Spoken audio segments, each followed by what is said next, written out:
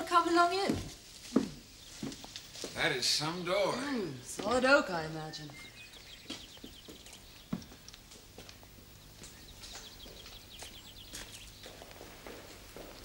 I'm afraid it's been empty for over a year now, ever since Hugo and his wife went off to live in Switzerland. There. That's better. You mean no one wanted a place like this? I gather from the agent there have been one or two prospective buyers to look over it, but it wouldn't suit most people. With no heating system, a very unreliable water supply. It is 7 miles from the nearest railway station, not to mention the lack of electric light. All of which makes it quite irresistible to us. Isn't that so, Ned? It's my idea of paradise. Well, sooner you than me. Make a reasonable offer for it, and I'm quite sure you'll get it. What happens in there? May I look? Please do, it's the library. Hugo used it as a study to write his letters in, as far as I can remember. I've only stayed here twice myself, and that was some years ago now.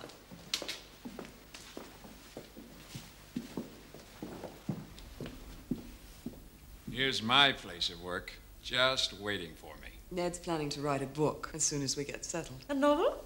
It's to be called An Economic Basis for Culture. That doesn't sound like a novel to me. No, it certainly is not. And I'm going to take up painting and gardening. Flowering shrubs, exotic plants, and flowers in the hothouse.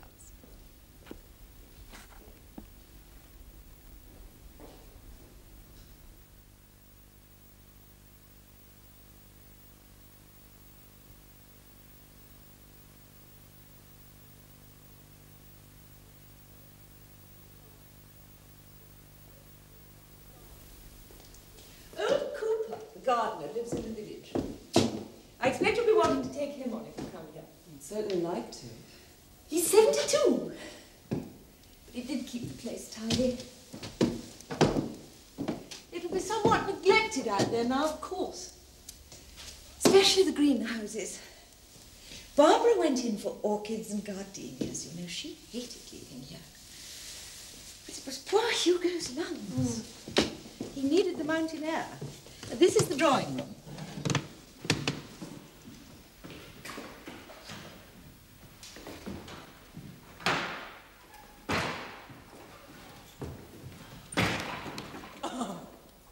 It's perfect. This is sort of room I used to dream about when I was a child. Did you? Sure. My sister and I used to lie awake nights at home, planning the kind of grand houses we'd like to live in when we grew up and married wealthy husbands. And then Katie married a preacher from Philadelphia. And you ended up with an engineer from Chicago. But you're hardly poor, Ned. Or you weren't when we first met. No. No, Ned was always comfortably off. But, well, I can assure you we would certainly not be purchasing an English country house were it not for Ned's little windfall with that Blue Star mining stock. Yes, you wrote and told me you'd made a small fortune out there. Mm-hmm. How clever of Edward. It was just as well. Coming from New York, I don't think I could have borne many more years out there in Waukesha, Wisconsin. And much as I adore Ned, he wasn't due to retire for another 10 years. Imagine. Well, now we can fulfill our dream a little earlier than most people. And a crumbling old manor house, miles from anywhere, in a foreign country, is your dream, is it? And the lonely, isolated life that goes with it? Alida, we both long to escape from the world and into the past. Of course, Ned will have to decide. Where is he? Still in the library, I expect. Edward? Edward? You never call him Edward. No, only when I'm mad at him or calling his name out loud. It carries better. Edward! Yes, yes, I'm coming.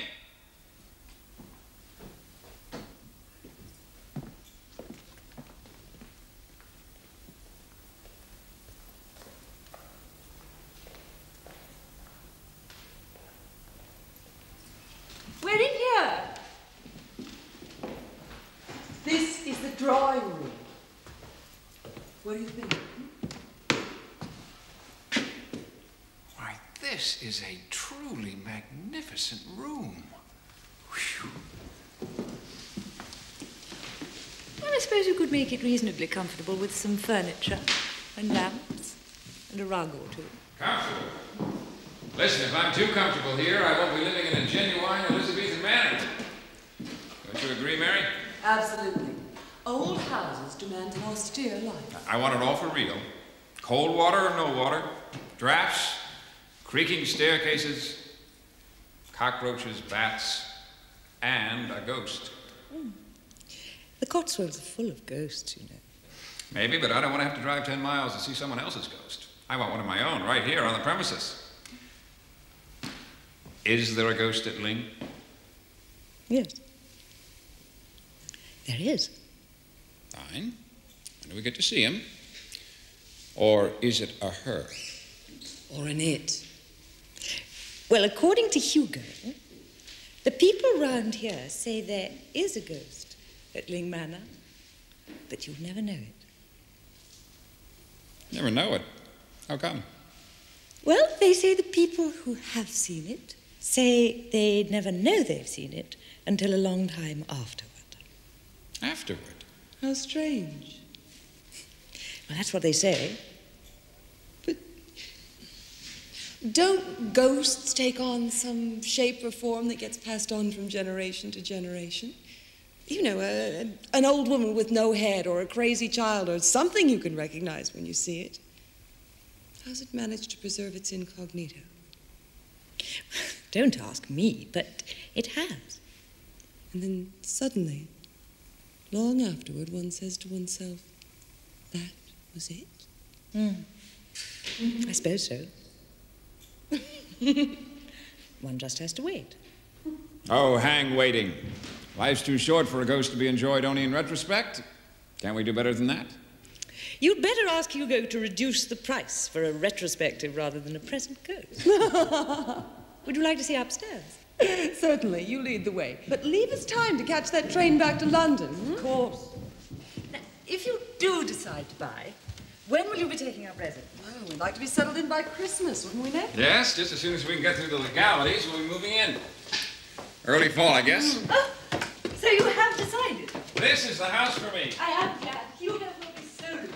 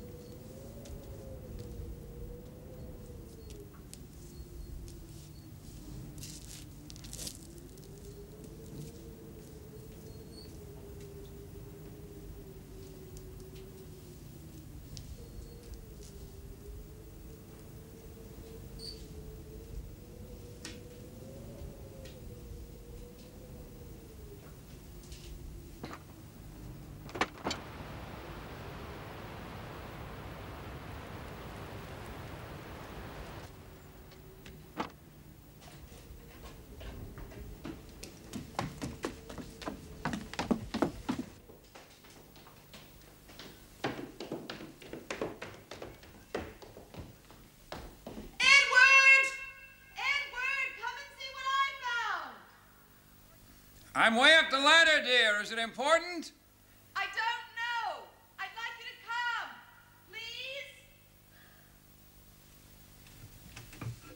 please. Oh, Wilson, put those up there, will you?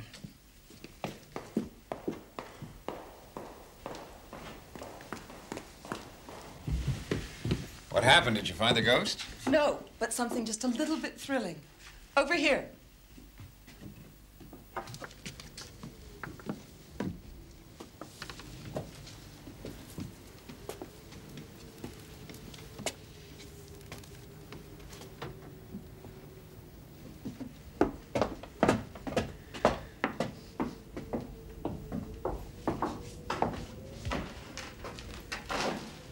Up here. Yes.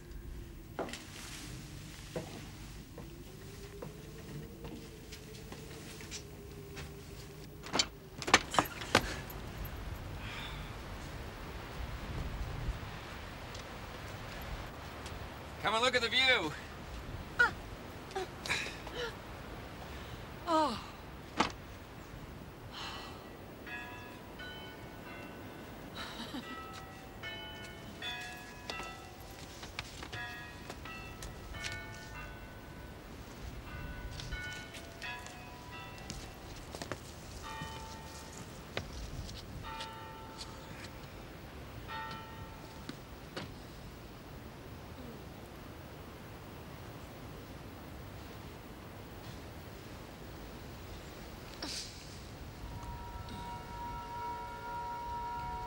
Hello. Who? Stay here. Edward?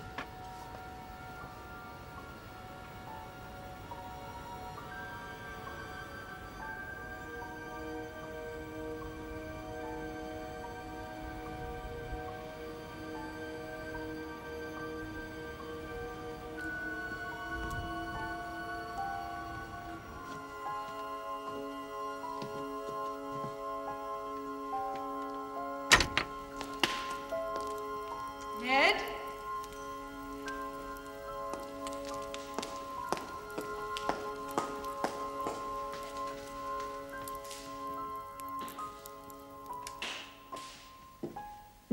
Ah, there you are. Well, who was it? Who? The man we saw from the roof coming toward the house. I don't know. I thought it was Peters from the farm. I wanted to see him about the stable drains. When I got down to the hall and out into the drive, he wasn't there. He must have been in the drive. He was coming this way and really quite slowly. I suppose he got up ahead of steam in the interval. So, what do you say to our taking a scramble up to the obelisk before sunset? I'll get my coat.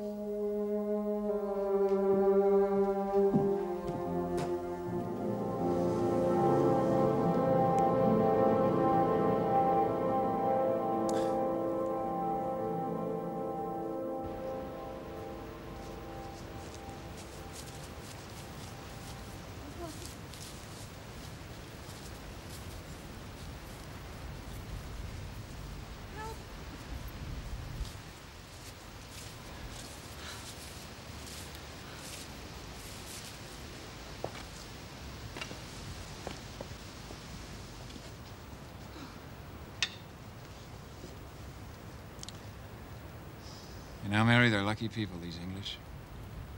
Living on this little compressed island. Or a few miles can be a distance, and there's so much contrast of scenery in a pretty small space. So small a man would Would what? find it kind of hard to get lost in. Oh, it's getting quite chilly now. The evenings are drawing in. It is October, Mary. I know. The 20th. And a week from today is our wedding anniversary. I'm going to get Mrs. Dockett to bake us a cake.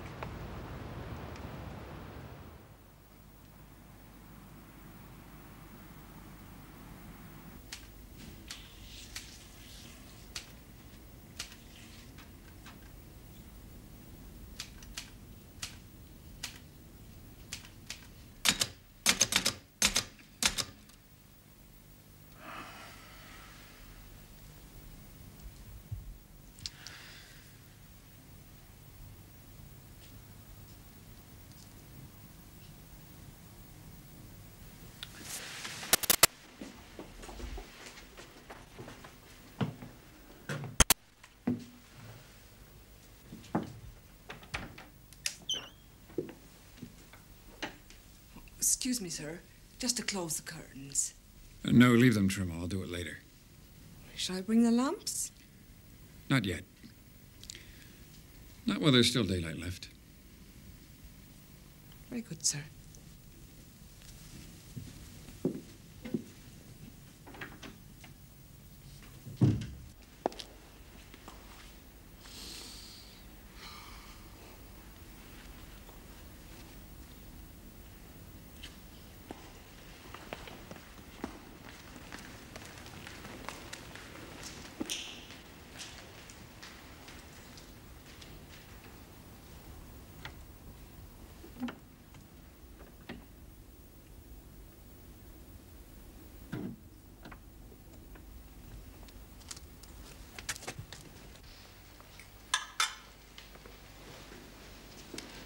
Please tell Mrs. Dockett to give us artichokes and turnips more often, will you, Trimble? Very good, madam.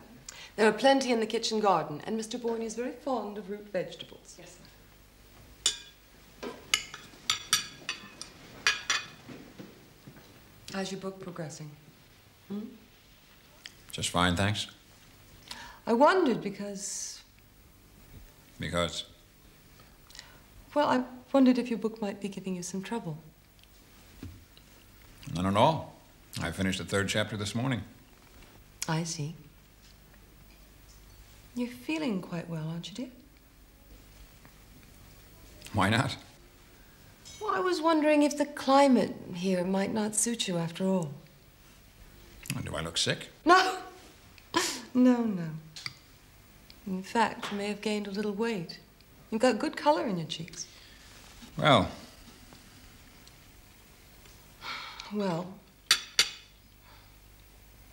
it's just that I detect a worried look in your eyes that I haven't seen since those early days out in Waukesha. Remember how you used to worry about the business? Those days are over now, so... Must be my imagination.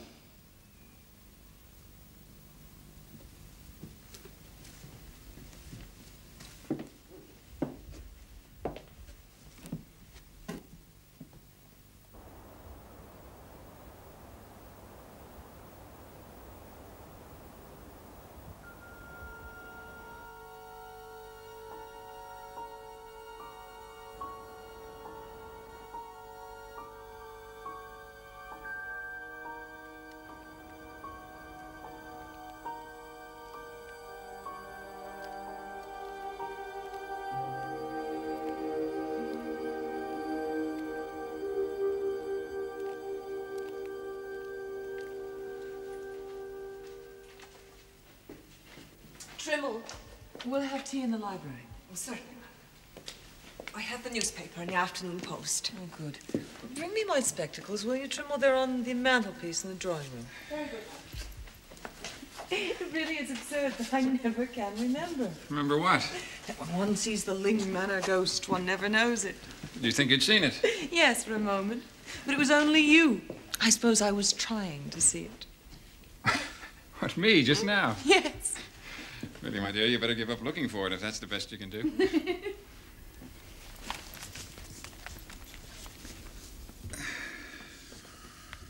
Have you Have I what?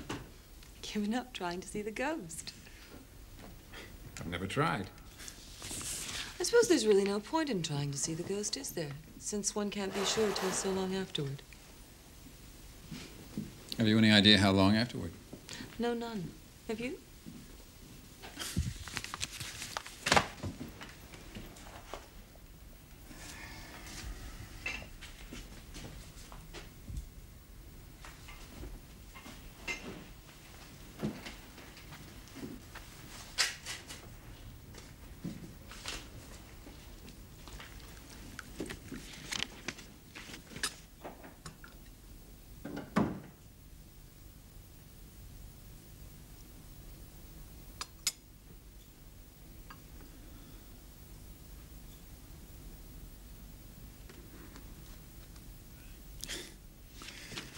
Dying for my cup of tea. And, here's one for you. Thank you.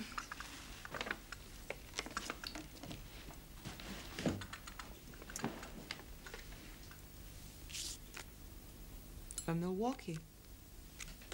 Don't recognize the handwriting.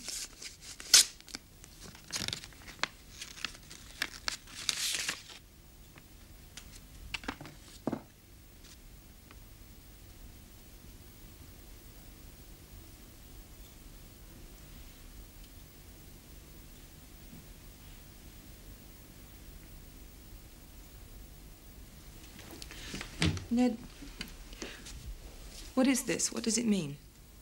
Oh, what? It's a cutting from the Waukesha Sentinel about a man named Elwell bringing a lawsuit against you. Something to do with the Blue Star Mine. What does it mean? Oh, that. What's the matter with you this afternoon, Mary? I thought you had some bad news. Did you know about this? Well, certainly I know about it. It's all right. But what does it mean? I don't understand. What does this man accuse you of? Oh, pretty nearly every crime on the calendar. Who is Elwell? I never heard of him. Oh, he's a fellow I put into the mine. I gave him some useful advice. He was a junior employee. I gave him a hand up. Well, if you helped him, why this? Well, there's a little misunderstanding over the stock. It's very technical and complicated. I thought that kind of thing bored you. To bring a lawsuit against you? Well, I guess some shyster lawyer got a hold of him and put him up to it. Weren't you worried about it? I was worried and kind of annoyed, this guy making such a fuss. Why didn't you tell me about it at the time? It blew over, Mary. It's ancient history now. This cutting. Back number of the Sentinel, I guess. There's no date on it. You can forget it, Mary. The lawsuit was withdrawn. Because he knew he didn't have a case against you. He had no chance. How long ago was the suit withdrawn? Well, I've just had the news now, but I've been expecting it. Just now, in one of your letters. Yes, in one of my letters. Is it really all right?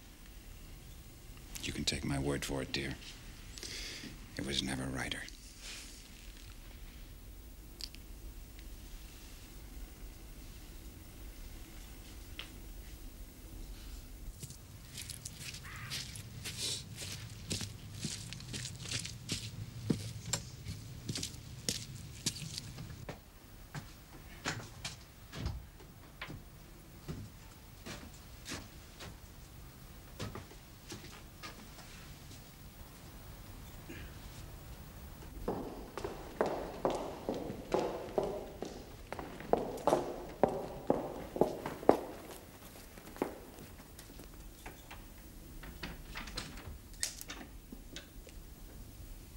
Just to say I'm going into the garden now.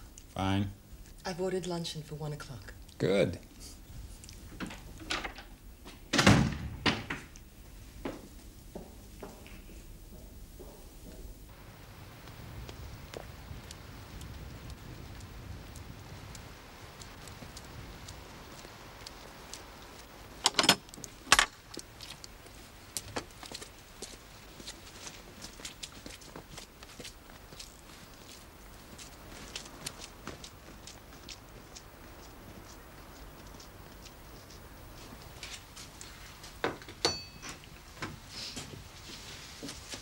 Morning, madam. Morning, Cooper.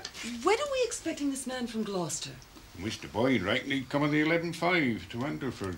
I shall be here directly. What exactly is wrong with these pipes? Well, they get very badly corroded, madam, and rusted. Then you get leaking. This valve here is the one that's stopping the hot water. Needs a new valve. I see. Well, let's hope this man can fix it. Wouldn't want the frost killing everything off. That's right, madam. I'll just go and keep a lookout for him.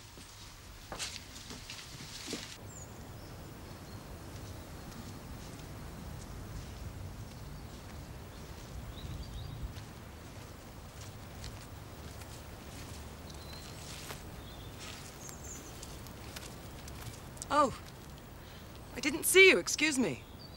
I came to see Mr. Boyne. Ah, yes, about the hot water pipes. Well, my husband's working in his study, but you'll find our gardener in the greenhouse. I'll show you the way. Oh. You're not from Gloucester, are you, about the pipes in the greenhouse? I came to see Mr. Boyne personally. Have you an appointment with my husband? I think he expects me. About his book, I imagine. Well, I'm afraid he doesn't see anyone in the mornings. It's his working time, and he doesn't like to be disturbed.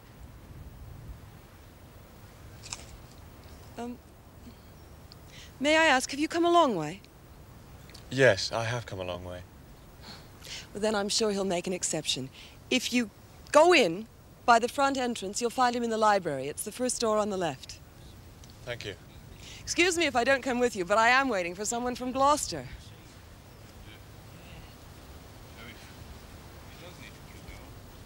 And there he is.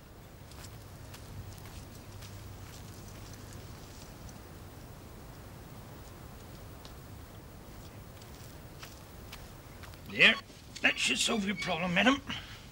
I put a new valve in. Only got to put it together now. First time, Mr. Cooper. Run one. You've missed the 120 train. Have I? Oh, dear me. Have to get the next one then. That'll be the 250. My goodness, I'm sorry. I'll see to Mr. Craig, madam. I've not had my dinner yet, so he can come with me to the cottage and take potluck. Oh, it's very kind of you, Mr. Cooper. Well, if you'll excuse me, I'll leave you. My husband will be wanting his lunch. You'll send the account on then? I will, madam. Thank you. Fine. Right. I'll send up this guy. Hand me this, man, will you?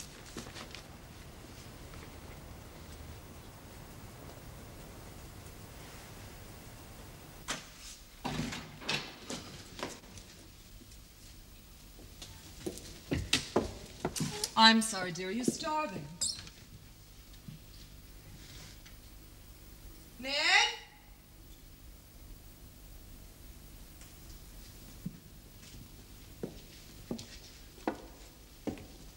Trimmel? Have you seen Mr. Boyne? No, I haven't, madam. Not since breakfast time. Lunch is ready. Yes, I know. I'm sorry. I was delayed with Cooper in the greenhouse. Well, would you go upstairs and tell Mr. Boyne lunch is ready? I expect you'll find him in his room. Yes, madam.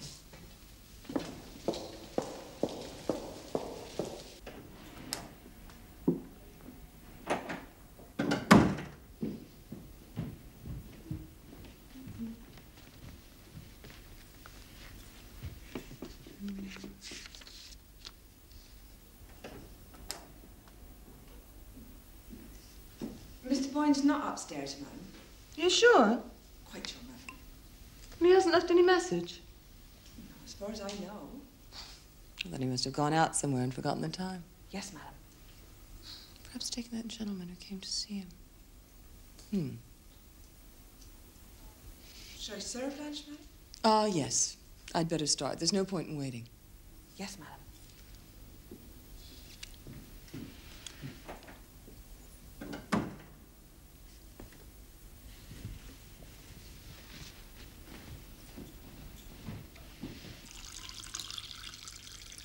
Ask Mrs. Dockett to keep it hot for Mr. Boyne, will you? He shouldn't be long. Very good, madam.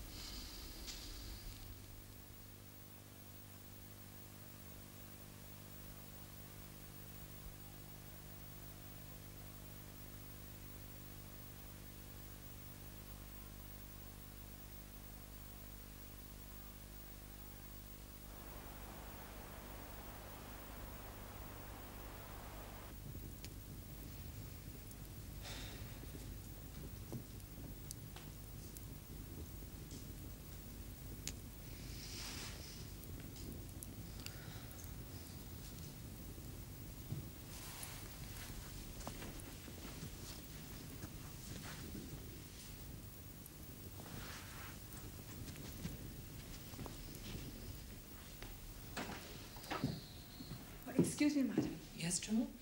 Mrs. Dockett did mention as Agnes had seen the master leave the house about, 11 o'clock this morning and go off up the drive with a young gentleman she'd not seen before.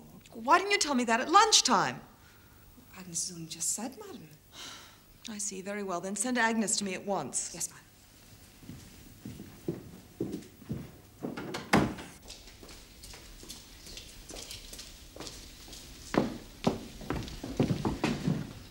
Agnes, ma'am. Now listen carefully, Agnes. I understand you saw Mr. Boyne leave the house this morning with a gentleman who came to see him. What did this gentleman look like? Can you describe him? It's very important. It's hard to say, ma'am. Well, was he young or old or what? He was quite tall, ma'am. And he put me in mind of a foreign gentleman, really, from what I could see from the kitchen window. How do you mean foreign? Well, his hat was funny, ma'am.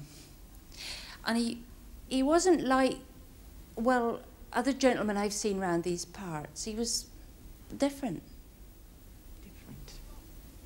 And they just walked off together? Oh, yes, ma'am. Down the drive towards the lodge gates. All right, Agnes. Thank you, Trimble.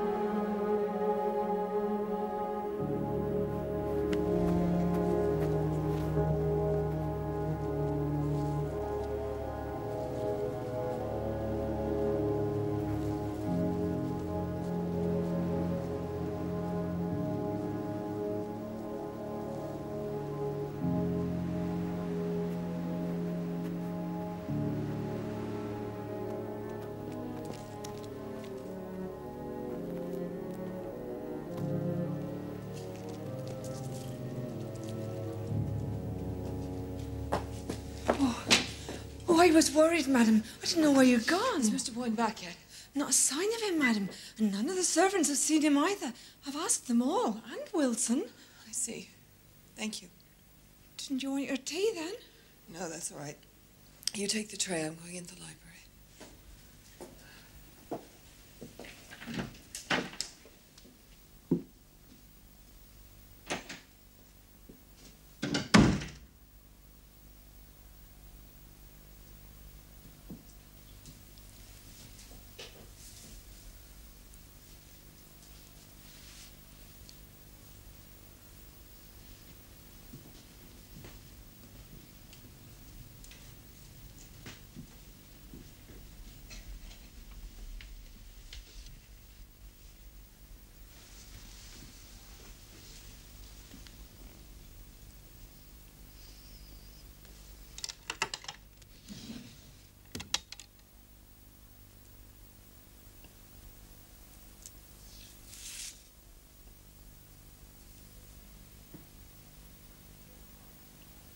My dear Parvis, I have just received your letter announcing Elwell's death.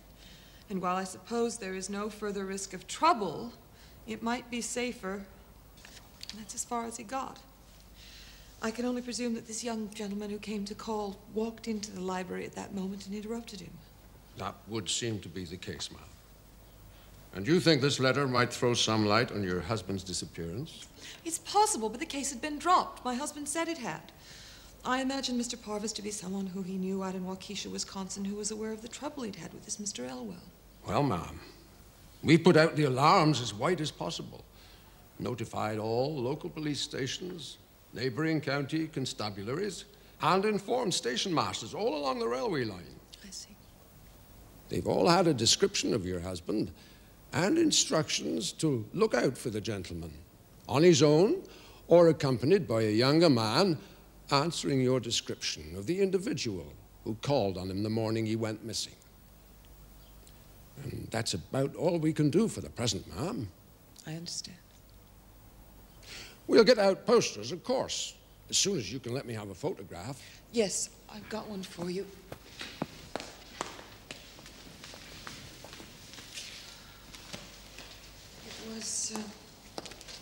It was taken last year.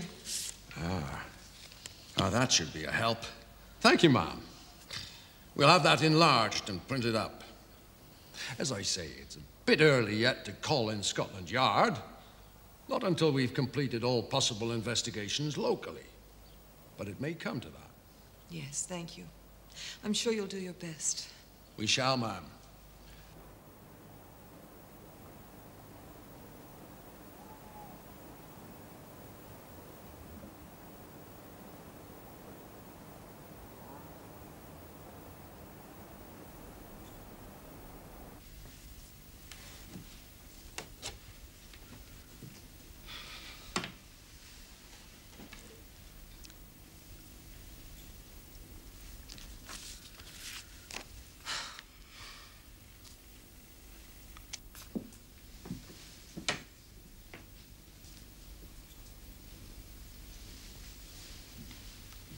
I've brought another lamp, madam, in case it's too dark in here for you to see properly. Yeah, that's all right, Trimble, I can see.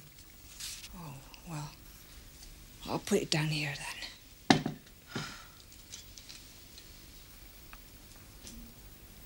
Oh, you look that tired, madam. Why don't you go out and rest in your bed for a while, and I'll get you something to eat early. I must go on till I've been through all these papers. Besides, I'm not hungry. You've eaten hardly anything these last 2 weeks, madam. Must keep up your strength. I'll have something tomorrow.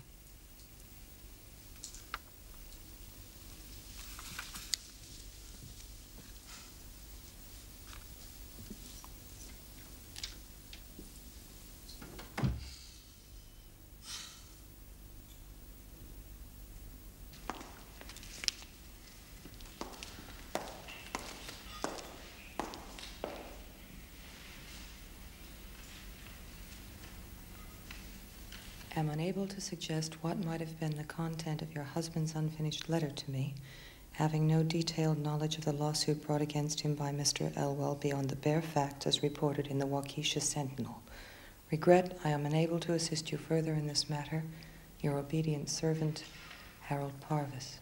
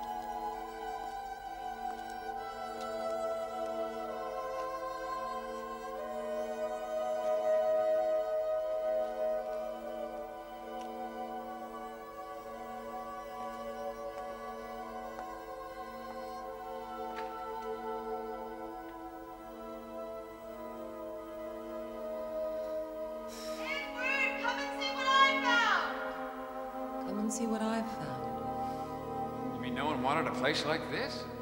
You mean nobody wanted a place like this? Edward? Edward, where are you? So small a man Would what? would find it kind of hard to get lost in. So small a man would find it hard to get lost in. Who was it? Who was it? Tell her I'm here.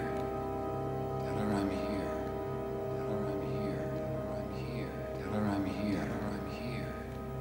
Tell her I'm here, would you?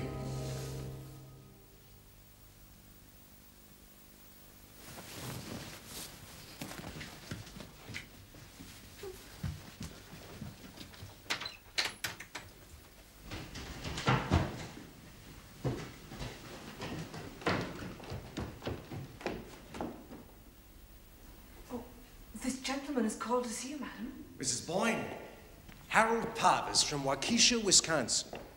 If you could spare me a moment of your time. Oh, yes, of course. Show Mr. Parvis into the library. Yes, madam.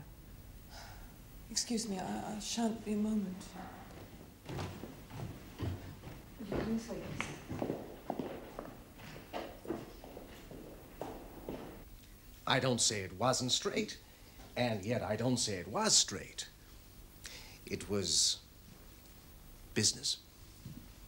I don't understand business matters, Mr. Parvis. I never have. It was very good of you to take the trouble to come all this way, but It was no great trouble, ma'am. I had other matters to attend to in London, so I reckoned on taking the train out this way while I was over here to call on you and pay my respects, and maybe see if you'd care to help a little with Bob Elwell's family. Bob Elwell's family? How do you mean?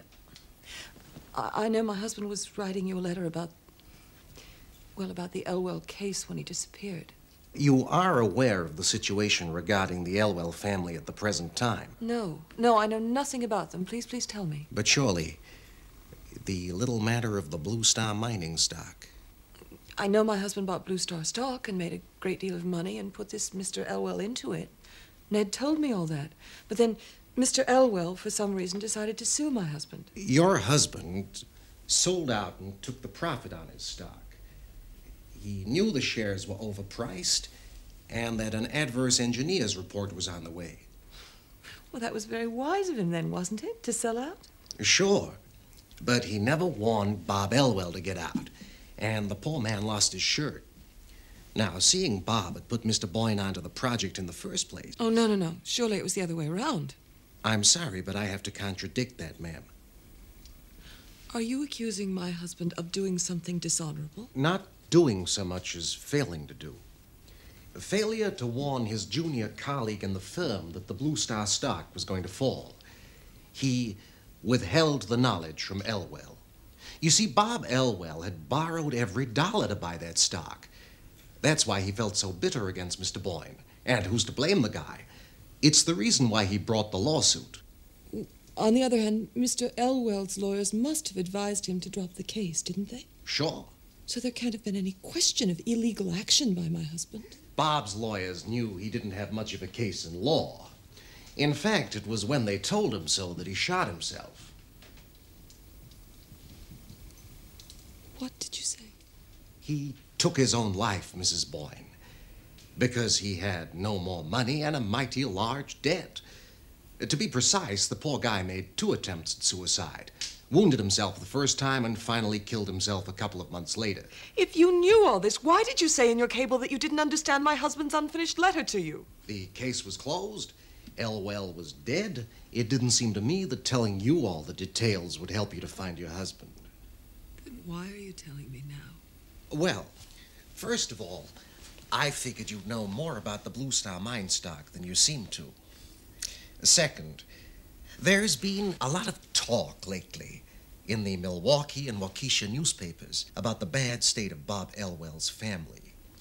You see, his widow battled on as long as she could, going out to scrub floors and taking in sewing, but she got sick. Heart trouble, they say. Well, with Bob's old mother to care for, as well as her 3 children, she finally broke down and had to ask for help. They ran the story again in the press, and a whole lot of people in Wisconsin sent in money to a kind of charity fund the firm started.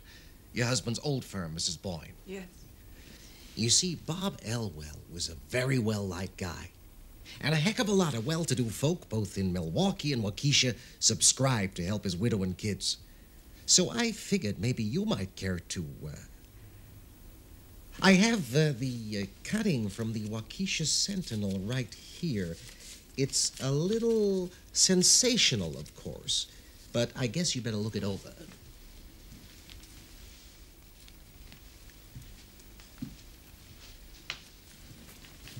Underneath, you'll find a picture of Bob Elwell.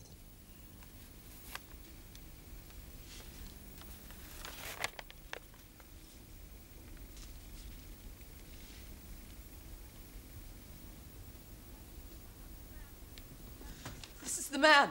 The man who came for my husband. Mrs. Boyne, are you all right? Let me get you a glass of water. No! I tell you, this is the man. What man? I know him. He spoke to me in the garden.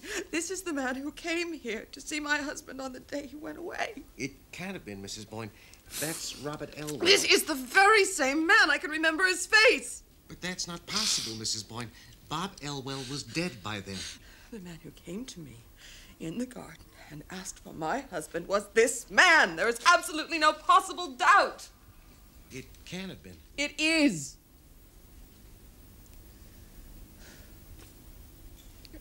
Mr. Parvis, would you tell me something, please? It's very important. If I am able to, Mrs. Boyne. You said that this man Elwell tried to kill himself twice, that he wounded himself with his revolver? Sure. They got him to hospital where he kind of hung between life and death for a while. When was this? When? Yes, the first time, the date. Please try and remember. I have a reason. Well, I don't know, Mrs. Boyne. I can't remember. Sometime in a couple of months ago, I guess. I want the date. Let me see that cutting. Maybe it says there. Yes, here it is. Elwell admitted to hospital after wounding himself with his revolver on October The 20th, wasn't it? Yes, the 20th. So you did know? Sunday the 20th. That's when he came first. Elwell came here? Yes, twice. We saw him from the roof. October the 20th. I remember the date because it was the first time we went up Meldon Steep. He came down the drive towards the house. He was dressed exactly as he is in that picture. My husband saw him and ran down to meet him, but he'd vanished. Elwell had vanished? Yes. I couldn't think what happened. Now I see. He tried to come, but he wasn't quite dead enough. He couldn't reach us. He had to wait for 2 months to die, and then he came back again.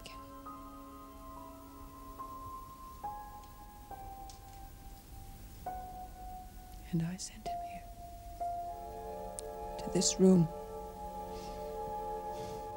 to take my husband from me for the rest of time.